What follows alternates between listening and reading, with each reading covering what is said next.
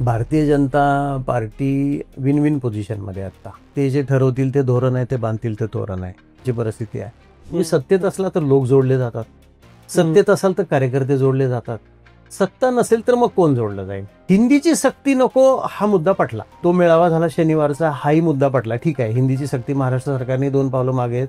तो देऊन जिया रद्द केले, नरेंद्र जाधव यांची समिती नेमली. हे हिंदी भाषिकांना मारहाण कुठून आलं? भारतीय जनता पार्टीनी जाणीवपूर्वक हिंदी इंट्रोड्यूस करायचा निर्णय घेतलाय. त्यांनी भविष्याचा विचार केलाय. मग मी तर विचार असा केला की एक पत्रकार म्हणून की 2043 सालचा मतदार तयार करतात की काय, कारण त्यावेळेस तो मतदार 18 वर्षाचा असेल ना.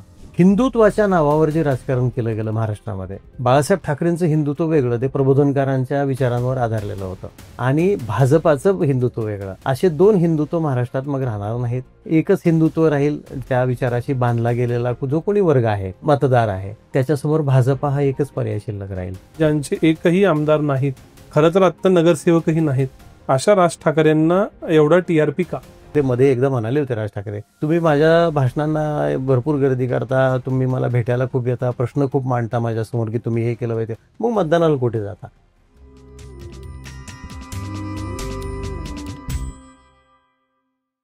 नमस्कार, मी विनायक पाचलक आणि थिंक बँकच्या बिहाइंड द सीन्स मध्ये तुम्हा सगळ्यांचं पुन्हा एकदा अगदी मनापासून स्वागत. राज्यातल्या राजकारणानं वेग घेतलाय. दोन्ही ठाकरे बंधू एकत्र आलेत. विधानसभेचं अधिवेशन चालू आहे. त्यात आरोप प्रत्यारोप होत आहेत. विरोधी पक्षनेते नाहीत अशीही चर्चा होतीये. या सगळ्याच्या निमित्तानं आत्ता नक्की महाराष्ट्रात काय राजकारण चालू आहे, त्याचे काय परिणाम होणार आहेत, येणाऱ्या स्थानिक स्वराज्य संस्थांच्या निवडणुकांवर त्याचा काय परिणाम होईल, त्या सगळ्या संदर्भात आज आपल्याला चर्चा करायची आहे. आणि त्यासाठी माझ्याबरोबर आहेत ज्येष्ठ पत्रकार, राजकीय विश्लेषक आणि फ्री प्रेस जर्नलचे पॉलिटिकल एडिटर रविकिरण देशमुख. सर स्वागत आहे थिंक बँक वरती. आणि पहिला प्रश्न हाच, इतके वर्ष तुम्ही हे सगळं बघत आलाय जवळून, काय चालू आहे आता महाराष्ट्राच्या राजकारणात? महाराष्ट्राचं राजकारण 2022 नंतर झपाट्याने बदललं. त्याच्या आधी 2019 नंतर बदललं. 2019ला कधी कोणी कल्पनाही केली नव्हती असा एक प्रयोग राजकारणामध्ये झाला, आणि शिवसेनेनी चक्क काँग्रेस आणि राष्ट्रवादीसोबत सरकार स्थापन केलं. त्यानंतर महाराष्ट्राच्या राजकारणामध्ये कमालीचा बदल झाला. खूप, म्हणजे महाराष्ट्राच्या राजकारणाचा व्यापक विचार करायचा झाला तर त्याचे काही टप्पे होतात. म्हणजे जसं 1995ला महाराष्ट्रात पहिल्यांदा गैर काँग्रेसी सरकार सत्तेवर आलं. तो पहिला टप्पा होता. नंतर 1999ला युतीचं सरकार रिपीट होतंय असं वाटत असतानाच अचानक शरद पवारांनी राष्ट्रवादी काँग्रेसची स्थापना करणं, आणि दोघांच्या जागांमध्ये म्हणजे शिवसेना भाजपच्या आणि यांच्या जागांमध्ये अवघ्या काही जागांचा फरक होता. म्हणजे 125 आणि 133 किंवा 134 एवढा कमी फरक होता, तरी पण त्यांनी बाजी मारली काँग्रेस राष्ट्रवादी काँग्रेसने, यांनी सरकार बनवलं. हा एक दुसरा टप्पा होता, कारण पुन्हा सरकार बदलायला महाराष्ट्रामध्ये 2014 उजडावं लागलं. हा एक महत्वाचा टप्पा होता. आणि 2019 त्या मानाने खूप महत्वाचा टप्पा, कारण पूर्वीपासून स्वतःच्या सोबत असलेले शिवसेना आणि भाजपा हे 2 पक्ष विभक्त झाले ऑफिशियली. आधी त्यांच्यामध्ये कुरबुरी आहेत असं दिसायचं, तर पण विभक्त झाले. मग महाराष्ट्राच्या राजकारणात एक नवीनच पट मांडला गेला. आणि आता 2022ला अभूतपूर्व बंड झालं, की जे बंड 1978च्या बंडापेक्षाही मोठं मानायला पाहिजे, कारण शिवसेना फुटली, त्या पक्षाची मान्यता गेली. म्हणजे उद्धव ठाकरेंकडे आता नवीनच पक्ष आहे, म्हणजे शिवसेना उद्धव बाळासाहेब ठाकरे. दुसरा पक्ष ओरिजिनल जो होता तो एकनाथ शिंदेकडे गेला, आणि महाराष्ट्रात नवीन राजकीय समीकरण जन्माला आलं. आज ते सत्तेवर आहे. त्यांनी निवडणुकाही मोठ्या दणदणीत बहुमताने जिंकल्या गेल्या वर्षीच्या. आणि आता महाराष्ट्राचा राजकीय पट नव्याने मांडण्याचं काम चालू आहे. याच्यामध्ये भविष्यामध्ये कोण राजकारणात टिकेल काय सांगता येत नाही. खूप खळबळजनक म्हणजे घडामोडी घडत असतात. बऱ्याचशा घडामोडी ह्या लोकांसमोर वेगवेगळ्या निमित्ताने येतात, काही येत नाहीत. हा फरक आहे थोडक्यात सांगायचं झालं तर. पण आता खरं तर सगळे वावटळ येऊन झुळाहून सेटल झाले ना, की एक हाती सत्ता आली जवळपास भाजपची. तिन्ही पक्षांची मिळून इतकी मोठी मेजॉरिटी आहे की झाले आता सगळं सेट. मग आता पुन्हा काय होणार आहे? आता महानगरपालिकांच्या निवडणुका अपेक्षित आहेत. त्या नक्की याच वर्षी होतील का याविषयी काही लोकांना शंका आहे, कारण खूप मोठं काम आहे ते. पूर्ण स्थानिक स्वराज्य संस्थांमध्ये आज प्रशासक राज आहे. जिल्हा परिषद असो, पंचायत समिती असो, महानगरपालिका असो, नगरपालिका असो, नगरपंचायती असो. तर इथल्या संपूर्ण निवडणुका एका टप्प्यात घेणं तर अतिशय अवघड आहे, कारण तेवढी यंत्रणा निवडणूक आयोगाकडे नाही आहे, आणि राज्यासाठी वेगळा स्वतंत्र निवडणूक आयोग आहे या निवडणुकांसाठी. तो काही केंद्रीय निवडणूक आयोगाचं हे काम नाही. त्यांच्याकडे मनुष्यबळाची कमतरता आहे, त्यांच्याकडे ईव्हीएमची कमतरता आहे, इलेक्ट्रॉनिक वोटिंग मशीनची. तर हे 2-3 फेजमध्ये होईल असं म्हटलं जातं. तर पहिली फेज कदाचित मला राजकारणामधलेच काही जे लोक आपल्याला सांगत असतात त्यांच्या मते अ, पहिली फेज महापालिकांची निवडणूक होण्याची शक्यता कमी आहे. ती कदाचित जिल्हा परिषदांची होऊ शकतो असं त्यांचंच म्हणणं आहे. हम्म. तर मग महापालिकांच्या निवडणुका कदाचित पुढच्या वर्षी होतील. तर या निवडणुकीमध्ये भाजपचं लक्ष आहे, की एक हाती सत्ता मिळवणं मुंबईमध्ये बर. किंवा काही महानगरपालिकांमध्ये. मग असं जर झालं तर काय होतं, मी जो टप्पा महत्त्वाचा म्हणतोय, खळबळ उडेल, की शिवसेना जर मुंबईमध्ये सत्तेवर येऊ शकली नाही किंवा उद्धव ठाकरे यांच्या पक्षाचं जर पानिपत झालं, तर कदाचित त्यांच्यासमोर राजकीय अस्तित्वाचा फार मोठा गंभीर प्रश्न निर्माण होईल. आणि आज तांत्रिकदृष्ट्या त्यांच्याकडे त्यांचा स्वतःचा पक्ष नाही आहे. तो निकाल न्यायालयाचा कधी येईल कोणाला माहीत नाही. धनुष्यबाणाचं चिन्ह एकनाथ शिंदेंकडे आहे. त्यामुळे शिवसेना उद्धव बाळासाहेब ठाकरे या पक्षापुढे अस्तित्वाचा गंभीर प्रश्न निर्माण होईल. आणि ज्यांच्या वडिलांनी महाराष्ट्राच्या राजकारणावर 1966 पासून काही ना काही प्रमाणामध्ये एक स्थान निर्माण करत वचक निर्माण केला होता. त्यांचाच ओरिजिनल पक्ष अशा पद्धतीने फुटून त्यांच्या मुलाकडे दिलेलं त्यांनी सुकाणू हिसकावलं जाऊन तो पक्ष जर अस्ताकडे निघाला तर मग ती महाराष्ट्राच्या राजकारणातली एक मोठी घडामोड असेल. आणि या निमित्ताने काय होईल माहिती आहे का, जे फारसं लोकांमध्ये चर्चेला जात नाही ते मी तुम्हाला सांगतो, की महाराष्ट्रामध्ये 2-3 फोर्स राजकारणामध्ये आहेत. एक शरद पवार, 2 बाळासाहेब ठाकरे. तर या 2 लोकांकडे काही टक्के मत आहेत महाराष्ट्रामध्ये, जी त्यांच्या नावाभोवती, त्यांच्या पॉलिसीज भोवती गुंतलेली आहेत. अच्छा. आज शरद पवारांचा पक्ष फुटला. शरद पवारांकडे थोडासाच पक्ष शिल्लक आहे आणि तो सुद्धा पक्ष न्यायालयीन लढाई लढतोय. कदाचित तो सर्व्हाइव्ह होईल असं ऐकायला येतं. ज्या एक्सपर्ट लोकांशी आपण बोलत असतो, ज्यांना न्यायालयीन किचकट प्रक्रिया, पक्षाची मान्यता, चिन्ह ह्या सगळ्या गोष्टी माहीत असतात, त्यांचं असं मत आहे, मी तुम्हाला सांगतो, की शरद पवारांनी पक्षाच्या स्थापनेपासून तांत्रिक बाबींकडे, बारीक-सारीक बाबींकडे खूप लक्ष दिलेलं आहे. तर कदाचित न्यायालयीन लढाईमध्ये त्या पक्षाला हार पत्करावी लागणार नाही. म्हणजे त्यांना, त्या पक्षाला म्हणण्यापेक्षा त्यांना. पण हेच लोक उद्धव ठाकरेंच्या बाबतीत बोलताना दिसत नाहीत. कारण त्या पक्षामध्ये काही तांत्रिक उणीव आहेत असं लोकांचं म्हणणं आहे, एक्सपर्ट लोकांचं. अच्छा. हे अंतिम चित्र त्याच वेळी क्लिअर होईल. तर मग समजा शरद पवारांचा पक्ष जरी समजा सर्व्हाइव्ह झाला, पण जर बाळासाहेब ठाकरे यांनी स्थापन केलेली शिवसेना जर तांत्रिकदृष्ट्या टिकली नाही, तर मग मात्र खूप मोठा फरक आहे. आणि यातून निर्माण काय होते ते मी तुम्हाला सांगतो. हिंदुत्वाच्या नावावर जे राजकारण केलं गेलं महाराष्ट्रामध्ये, बाळासाहेब ठाकरेंचं हिंदुत्व वेगळं, ते प्रबोधनकारांच्या विचारांवर आधारलेलं होतं. आणि भाजपाचं हिंदुत्व वेगळं. असे 2 हिंदुत्व महाराष्ट्रात मग राहणार नाहीत. एकच हिंदुत्व राहील, त्या विचाराशी बांधला गेलेला जो कोणी वर्ग आहे, मतदार आहे, त्याच्यासमोर भाजपा हा एकच पर्याय शिल्लक राहील. आणि मग त्याच्यामध्ये दुसरे पक्ष कितपत हिंदुत्वावर टिकतील ही एक शंका आहे. हा एक मोठा बदल भविष्यात होऊ घातलेला आहे. म्हणजे तुम्हाला असं म्हणायचं आहे का, की मुंबई महानगरपालिकेची लढाई ही फक्त मुंबईच्या सत्तेपुरती नसून खरं हिंदुत्व कुणाचं यासाठीची आहे? पक्ष शिल्लक राहिला नाही तर मग पक्षाची आयडिओलॉजी कोण पुढे नेणार? आणि पक्ष राजकारणाच्या क्षितिजावर दिसण्यासाठी तुम्हाला सत्ता लागते. सत्तेपासून अनेक पक्ष आहेत ना महाराष्ट्रामध्ये, 300-350 पक्षांची नोंदणी आहे. ते पक्ष काय करतात हा प्रश्नच आहे ना. तुम्ही सत्तेत असला तर लोक जोडले जातात, सत्तेत असाल तर कार्यकर्ते जोडले जातात, सत्ता नसेल तर मग कोण जोडलं जाईल असा प्रश्न आहे. आणि अधूनमधून अशी चर्चा येतेच ना, की आज जे 20 आमदार आहेत उद्धव ठाकरे यांच्या शिवसेनेकडे, त्यांच्यापैकी काही लोकांना सुद्धा अप्रोच केलं जात आहे, त्यांना सुद्धा विचारलं जात आहे, की भविष्याचा विचार करा, राजकारणात किती दिवस राहायचा विचार करा. ते पण ऐकायला येते कानावर, की अप्रोच केलं जाते. बरं, त्यांचे खासदार आहेत, त्या खासदारांच्याही मधून बातम्या सगळ्यांनी चालवल्या आहेत मीडियाने, की त्यांच्यापैकी काही खासदारांना अप्रोच झालं कोणी, त्यांनाही कोणी विचारतंय, की तुम्ही पण पक्ष सोडता का? असं जर झालं तर काय होईल, की आयडिओलॉजी, पक्षाची विचारधारा पुढे न्यायला जर संघटन कमकुवत असेल, लोक जोडले जात नसतील आणि सत्ता नसेल, तर त्या पक्षापुढे अस्तित्वाचा मोठा गंभीर प्रश्न उभा राहतो. त्या अर्थाने मी ते बोलत होतो. पण याचा जो व्यत्यास आहे, की शिवसेना उद्धव बाळासाहेब ठाकरे या पक्षाचा पराभव झालेला आहे हो, विधानसभा निवडणुकीमध्ये, तरी सुद्धा उद्धव ठाकरेंना आणि ज्यांचे एकही आमदार नाहीत, खरं तर आत्ता नगरसेवकही नाहीत, अशा राज ठाकरेंना एवढा टीआरपी का? राज ठाकरेंना टीआरपी मिळण्याचं कारण मला एक दिसतं, की ते जनतेच्या मनातलं बोलतात. म्हणजे लोकांच्या मनामध्ये आहे ते बोलतात आणि लोकांना ते आवडतं. त्यामुळे लोक त्यांची भाषणं ऐकायला जातात, टीव्हीवरती भाषणं पाहतात, चर्चा करतात. पण मग दुसरा प्रश्न असा येतो, की मग एवढी लोक येतात, लाखोंच्या सभा होतात, मग त्यांना अपेक्षित अशी मतं का मिळत नाहीत? हो. तर मतदारांचा चाणाक्षपणा याला कारणीभूत आहे. मतदार पूर्वी इतका बोळसट राहिलेला नाही. मतदार नेहमी असा विचार करतोय, की मी कोणाला मत देतोय? मी मत देणारा पक्ष नेमकं पुढं काय करणार आहे? हम्म. तो कोणासोबत राहणार आहे? तो सत्तेत येणार आहे का? हम्म. आणि माझं मत हे जर या पक्षाला दिलं, तर हम्म. दुसऱ्या पक्षाचं खच्चीकरण होणार आहे का? तर तिथे नेमका मुद्दा काय येतो, की राज ठाकरेंनी काय केलं?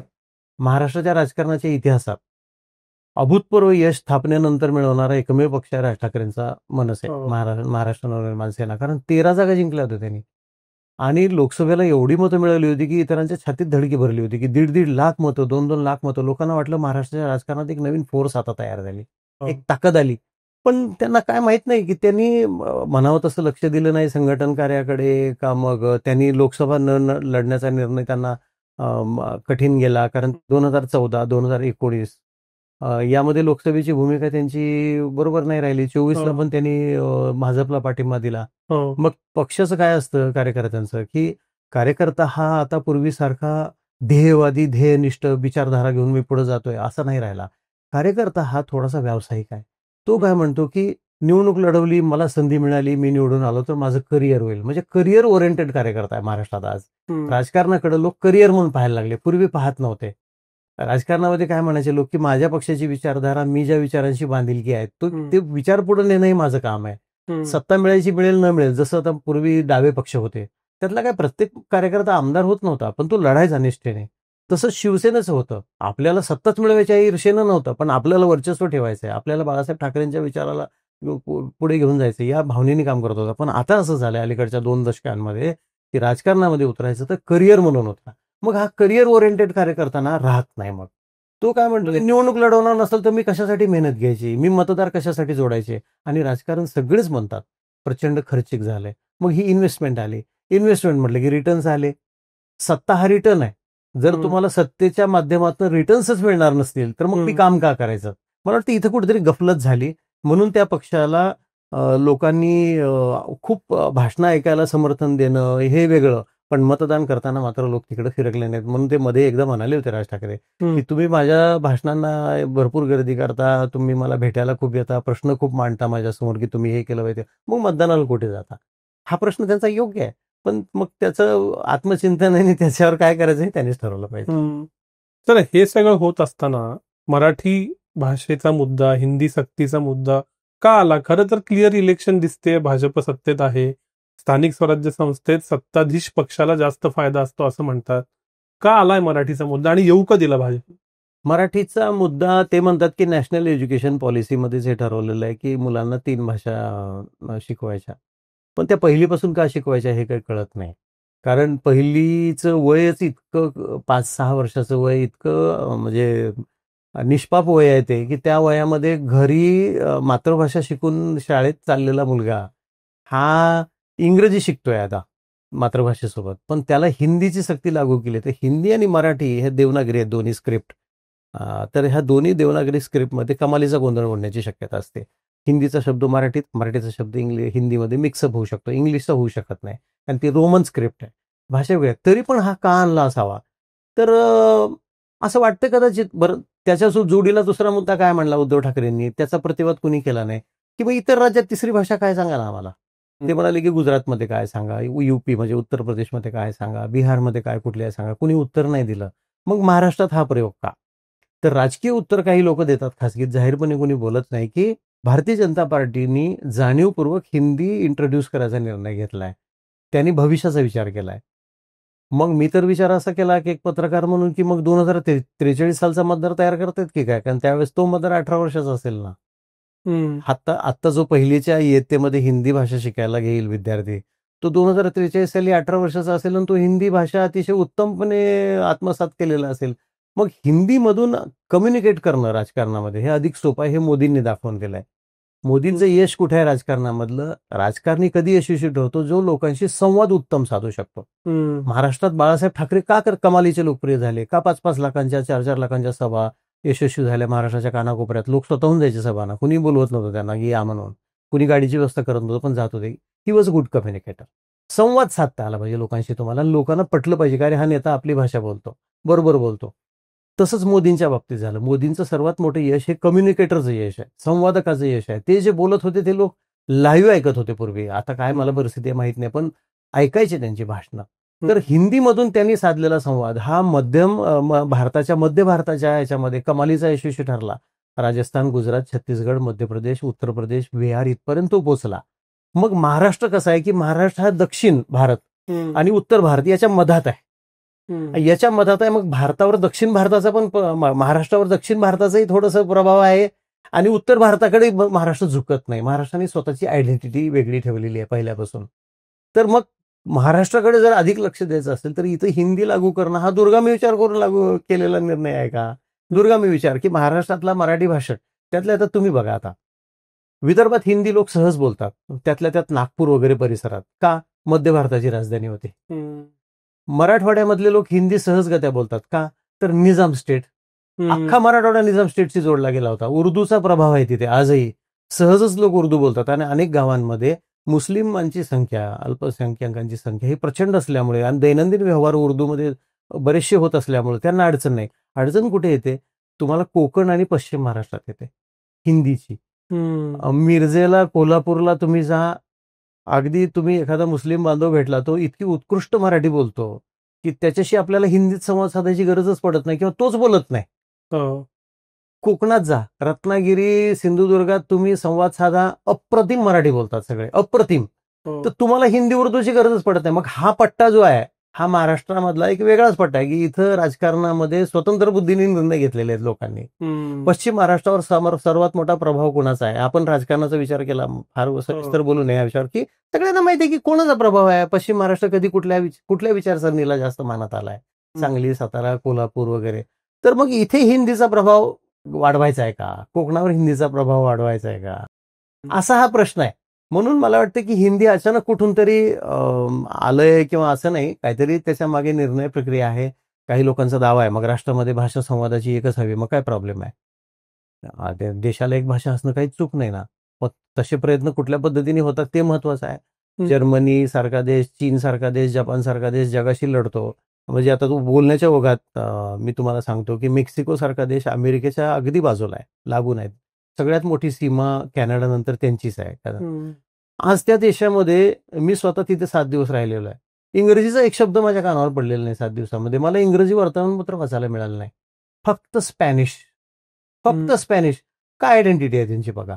मग असं जर करायचं असेल ना तर मग त्याच्यासाठी भारतामध्ये वेगळे प्रयत्न करायला पाहिजेत आणि ते प्रयत्न हे राजकीय दृष्टिकोनातून केले तर त्याला विरोध होतो. तोच विरोध मराठी आणि हिंदीचा प्रयोग महाराष्ट्रात लागू करताना झालेला आहे असं मला वाटतं.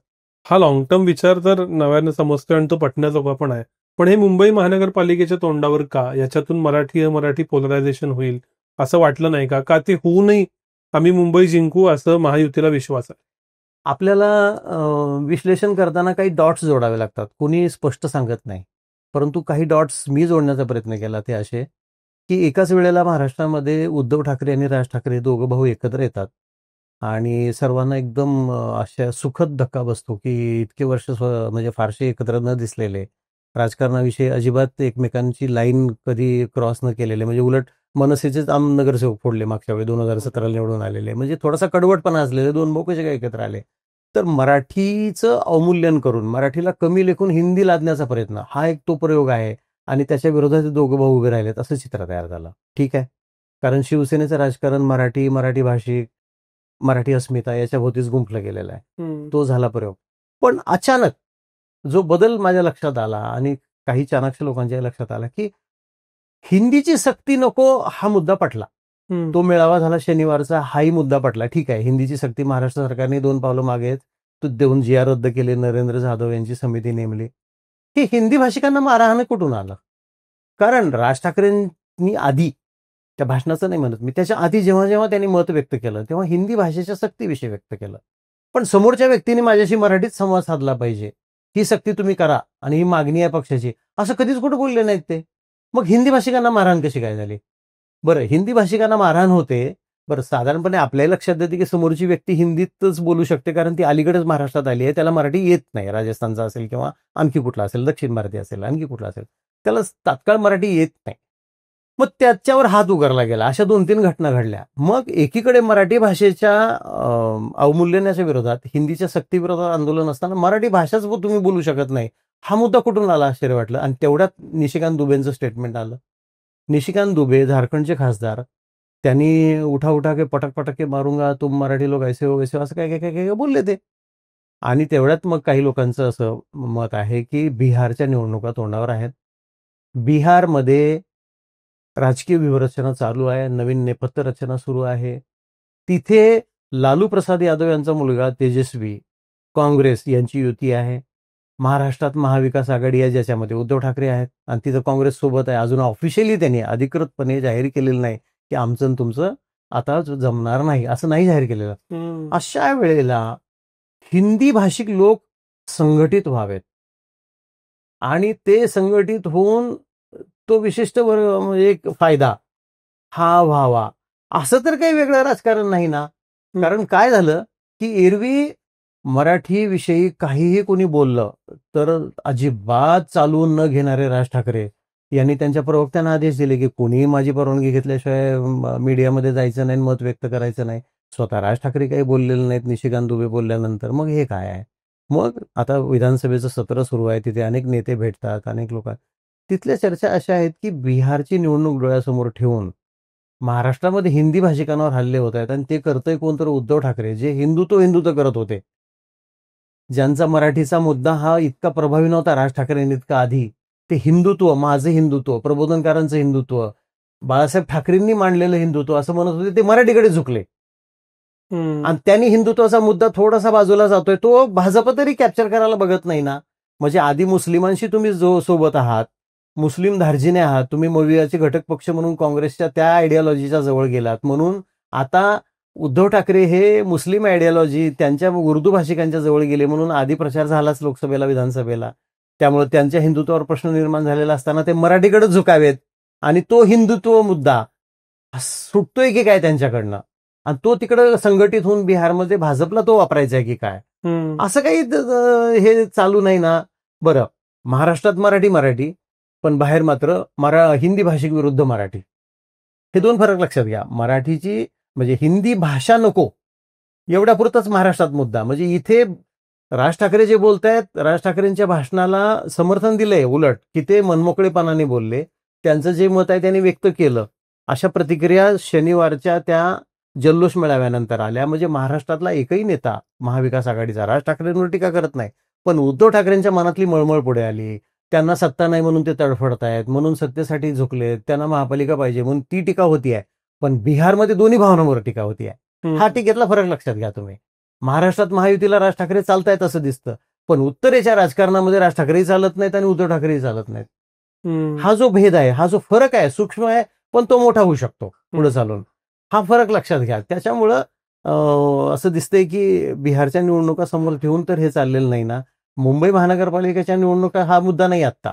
बिहारच्या निवडणुकीच्या तोंडावर महाराष्ट्रात होणाऱ्या घटनांचं तिकडे होणारं राजकारण, दुबे जे बोलतायत ते, आणि त्यांनी जी री ओढली त्याचा कोणीही भाजपच्या वरिष्ठ नेत्यांनी निषेध केला नाही. त्यांनी अजिबात म्हटलेलं नाही की दुबेंची लाईन ही चुकीची आहे, असं अजिबात बोलता कामा नये, कोणीही बोललेलं नाही. आणि इथे मात्र महाराष्ट्रात फक्त बोलले की चुकीचं आहे त्यांचं बोलणं.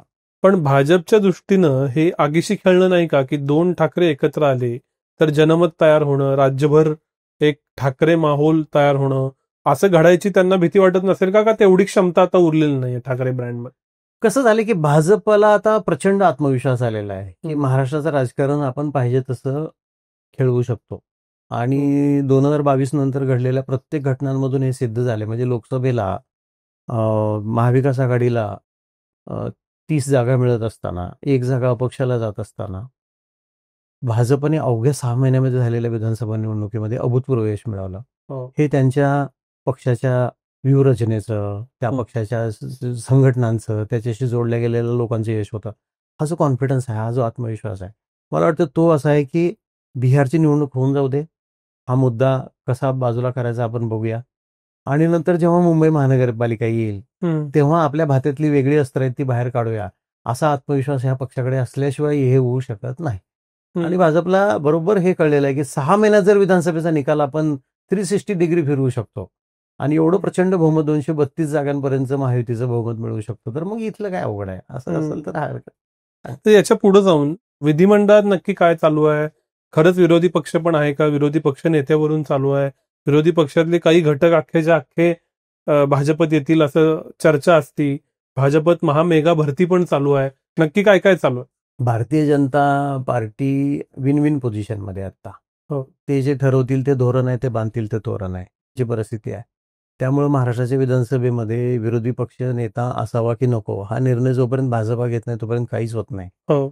आणि विधिमंडळाचं कामकाज जरी विधान परिषदेचे सभापती असं जरी म्हणत असलो तरी तिथे मुख्यमंत्री हा एक फार महत्वाचा घटक आहे, कारण सत्ताधारी पक्षाचे नेते, सभागृहाचे नेते म्हणून त्यांना मान आहे. तर ते जे ठरवतील त्याच, आणि अध्यक्ष त्यांच्याच पक्षाचे आहेत ना, त्याच्यामुळं नियमाकडे त्यांनी बोट दाखवलेलं आहे, नियम आणि कायद्याकडे, की असा कुठलाही नियम किंवा कायदा नाही आहे की विरोधी पक्षनेता नेमलाच पाहिजे, तो कमी आमदार असले तरी नेमला पाहिजे, असं काहीच नाही आहे. आणि 10%चा जो नियम लावलेला आहे त्यांनी, तो तिथं लागू करून त्यांचा विचार सुरू आहे. कदाचित भाजपला असं वाटत असेल की राजकीय ताकद आपण उद्धव ठाकरेंच्या शिवसेनेची कमी केली, तशी ताकद आता राष्ट्रवादीची नाही आहे. काँग्रेस ही फार नाजूक परिस्थितीत आहे. कसे बसे 16 आमदार आलेले आहेत, राष्ट्रवादीचं त्यापेक्षा वाईट 10 आमदार आलेले आहेत. आपण यांना विरोधी पक्षनेतेपद जर दिलं, समजा असा विचार असेल, तर यांना एक नवीन स्पेस तयार करून देतो आपण. कारण विरोधी पक्षनेता म्हटलं की ते ग्लॅमर आहे, त्या पदाला महत्व आहे. भलेही त्याचे अधिकार काही नसोत, अधिकार काढून घेतलेत वरचे. 1990 नंतर इतके GR निघाले की अधिकाऱ्यांनी बैठकांना जाऊ नये, अधिकाऱ्यांनी स्वागताला जाऊ नये, त्यांना हे द्यायची गरज नाही, त्यांना ते द्यायची गरज नाही. सत्तेच्या संघर्षातनं, बरं हे कुणी एकाने केले असं नाही, सर्वपक्षीय आहे, त्यामुळे कुणाला दोष पण देता येत नाही. त्यावेळी काँग्रेस राष्ट्रवादीची सरकार होती, आज भाजप प्रणित महायुतीचं सरकार आहे. त्यामुळे काय होईल की त्यांना खरे पाहता फील्डवर काम करताना काय अधिकार मिळतील हा प्रश्न गौण आहे, पण त्यांना महत्व मिळेल, ग्लॅमर मिळेल, त्यांना मीडियामध्ये फोकस मिळेल की विरोधी पक्षनेता काय करतोय. आणि सभागृहामध्ये विरोधी पक्षनेत्याचा मोठा मान असतो. त्यांनी हात वर केल्याबरोबर त्याला बोलायची संधी दिली जाते. तो त्याच्या पक्षाचा संपूर्ण वेळ घेऊ शकतो, शिवाय आघाडीचा वेळ घेऊ शकतो, आणि त्यांचा मुद्दा मांडलेला हा सर्वांनी गांभीर्याने घेतला जातो. म्हणजे मीडिया सकट जनता सुद्धा गांभीर्याने घेते की विरोधी पक्षनेता काय बोलतोय. ते त्या पदाची ती गरिमा आहे, मोठेपण आहे. कदाचित असा विचार असेल की कशाला हे पद द्यायचं शिवसेनेला, कशासाठी पण द्यावं, असं बंधन कुठे आहे, कायदा कुठे आहे, काय गरज आहे द्यायची, त्यांचं एकदम महत्व वाढवण्याची गरजच काय. एवढंच नाही तर मी तुम्हाला सांगतो की विधानसभेमध्ये किंवा विधिमंडळामध्ये विरोधी पक्षाकडं जर त्याच्यानंतर सगळ्यात महत्वाचं पद कुठलं असेल तर लोकलेखा समितीचं अध्यक्षपद. लोकलेखा समिती ही फार महत्वाची समिती आहे, जी कॅगचे सगळे ऑडिट रिपोर्टचं परीक्षण करते.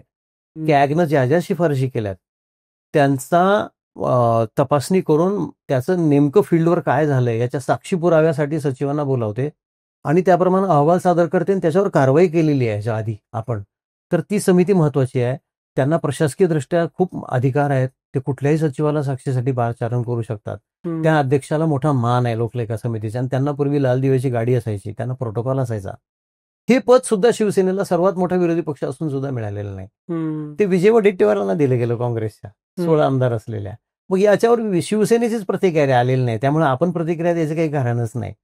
शिवसेनेला काय वाटलं माहित नाही, त्यांनी ते पत्र देऊन टाकलं विरोधी पक्षनेता करा आमच्या भास्कर जाधवांना म्हणून. त्यांनी ते पत्र तरी कसं काय दिलं हे सुद्धा आश्चर्याचा मुद्दा आहे, कारण राजकारणामध्ये साधारणतः एखादी गोष्ट मिळत असेल तर अशी पत्र वगैरे दिली जातात. म्हणजे मिळेल असं कोण सांगितलं असेल त्यांना माहित नाही, कारण आजपर्यंत तरी त्यांच्या, आणि आता अधिवेशन जवळपास आपण मधात आहोत, अजूनपर्यंत तरी त्यांचा विरोधी पक्षनेता काही जाहीर झालेला नाही. दुसरी गोष्ट महत्वाची मी तुम्हाला सांगतो आपल्या सगळ्या प्रेक्षकांसाठी, लोकलेखा समितीमध्ये प्रतिनिधित्व मिळणं त्या त्या पक्षाचा महत्वाचा आणि विरोधी पक्षाचा मोठा अधिकार आहे. याच्यामध्ये विधानसभेतला एकही सदस्य नाही शिवसेनेचा. आणि पहिल्यांदा जेव्हा समिती जाहीर झाली तेव्हा सगळे होते, पण शिवसेना नव्हती. आता मला वाटतं काही दिवसांपूर्वी मागे अनिल परबांचा समावेश झाला. अनिल परब एकमेव शिवसेनेचे, तेही विधान परिषदेतले सदस्य आहेत लोकलेखा समितीवर. शिवसेनेला हे मान्य असेल तर माहित नाही, कारण त्यांच्याकडनं कसलीच प्रतिक्रिया आली नाही या विषयावर. म्हणजेच याचा अर्थ असा की विधिमंडळामध्ये शिवसेनेला विरोधी पक्ष म्हणून अधिकृतरित्या कसलाही मान जास्त देण्याची तयारी सत्ताधारी बाजूची दिसत नाही. अंबादास दानवे यांच्याकडे एक पद आहे, हे विधान परिषदेतलं विरोधी पक्षनेतेपद, ते सुद्धा एक आमदार जास्त आहे या तांत्रिक मुद्द्यावर आहे. आणि आपल्याला माहित असेल की उद्धव ठाकरे यांनी मुख्यमंत्रीपद सोडताना जाहीर केलं होतं की मला तुमचं काहीच नको आहे, मी आमदारकीचाही राजीनामा देतो, पण तो त्यांनी दिलेला नाही. आणि त्याचं कारण हेच आहे की त्यांना बहुधा नंतर उशिरा लक्षात आणून देण्यात आलं की तुम्ही जर राजीनामा दिला तर आपलं विरोधी पक्षनेतेपद सुद्धा राहणार नाही विधान परिषदेत. एकमेव पद आहे की ज्या पदाला काहीतरी थोडेफार तरी एक गरिमा, थोडेसे अधिकार, थोडंसं महत्त्व मिळतं. म्हणून ते ठेवला, त्याने राजीनामा दिला नाही. तर एवढं एक पद सोडलं तर शिवसेनेकडे आज काहीच नाही आणि ते देण्याचा, पुढचं काही देण्याचा सुद्धा मनसुबा सत्ताधारी बाजूचा दिसत नाही. आपण जसं महाविकास आघाडीबद्दल बोललो तसं शेवटच्या प्रश्नाच्या आधी महायुतीत नक्की काय चालू आहे? सगळं आलबेल आहे का? कोण म्हणतं नाहीये? शिंदे आणि फडणवीस यांच्यात कुरघोड्या चालू आहे. 230 लोकांना मॅनेज करणं हा त्यांच्या पुढचा पण प्रश्न असेलच ना. महायुतीमध्ये स्थित्यंतर होण्याची खूप मोठी शक्यता काय आहे ते सांगतो, की मागे गृहमंत्री अमित शहा यांचा महाराष्ट्रामध्ये एक मोठा दौरा झाला होता. त्या दौऱ्यात त्यांनी छत्रपती संभाजीनगर, पुणे, कोल्हापूर वगैरे विभागीय म्हणजे मीटिंग घेतल्या होत्या, त्यांच्या बैठका घेतल्या होत्या भाजपच्या. त्या एका बैठकीत ते म्हणाले होते, की 2029ची विधानसभा निवडणूक भाजप स्वतंत्र लढवेल आणि स्वतंत्र स्वतःच्या बळावर सत्तेत येईल विधानसभेमध्ये. तर ते विधान खूप महत्वाचं आहे आणि ते समोर ठेवून मला वाटतं काम सुरू आहे. भाजपला असं वाटत असेल की देशामध्ये आमचं सरकार आहे, महाराष्ट्रामध्ये आम्ही प्रमुख पक्ष आहोत, 132 आमदार आहेत आज आमचे. तर मग का आमची महत्वाकांक्षा असू नये की महाराष्ट्रात आम्हाला नको आहे सहयोगी पक्ष, आम्ही आमच्या बळावर सत्तेत येऊ, आमची ताकद आहे आज. लाखो म्हणजे कोटीच्या पुढे आमचे सदस्य आहेत आणि आम्हाला काही अडथळा नाही, त्यामुळे आम्ही का असू नये. तर कदाचित त्या तयारीचा एक भाग म्हणून भविष्यामध्ये एकनाथ शिंदे यांच्या शिवसेनेचं काय आहे, अजित पवारांच्या राष्ट्रवादीचं काय, हे प्रश्न आपसूक निर्माण होतात.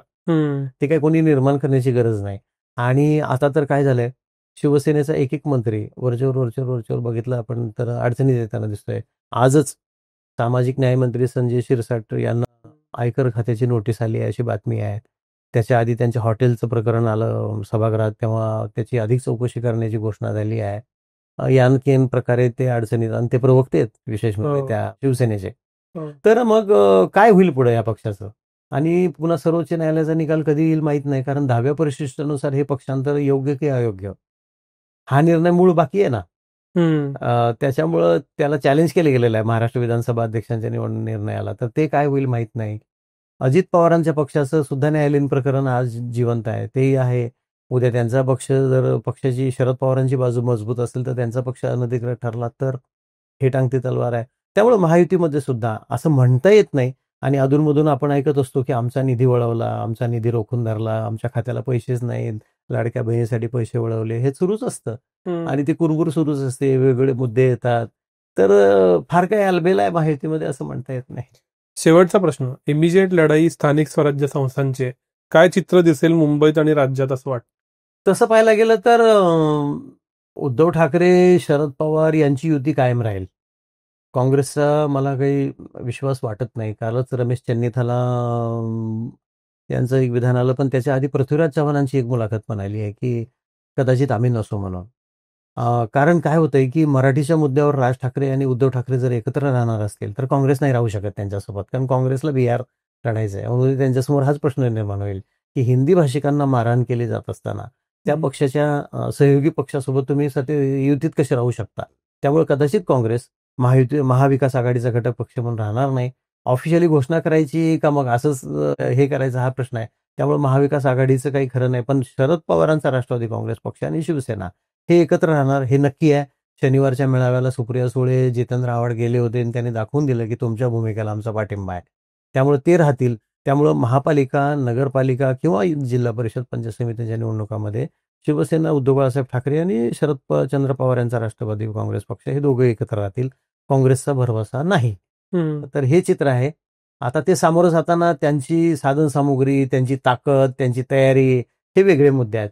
शेवटी जनता सर्वश्रेष्ठ आहे. ती काय ठरवते, कोणाच्या पाठीशी उभं राहते हे महत्वाचं आहे. मुंबईमध्ये राज ठाकरे, उद्धव ठाकरे खरंच जर एकत्र राहिले, त्यांनी जर महापालिकेच्या 227 जागा आहेत त्याच्यावर जर खरंच समझोता केला, अंडरस्टँडिंग उत्तम ठेवलं आणि लढले तर चांगल्यापैकी त्यांना संधी आहे परफॉर्मन्स दाखवायची, एवढं सांग. सर, तशी निवडणुका जवळ येतील तशा परत बोलू, चर्चा करू, पण त्यानिमित्तानं आज नवीन अँगल समजून घेणारे तुम्ही वेळ दिलात त्याबद्दल खूप खूप आभार. धन्यवाद. थँक्यू.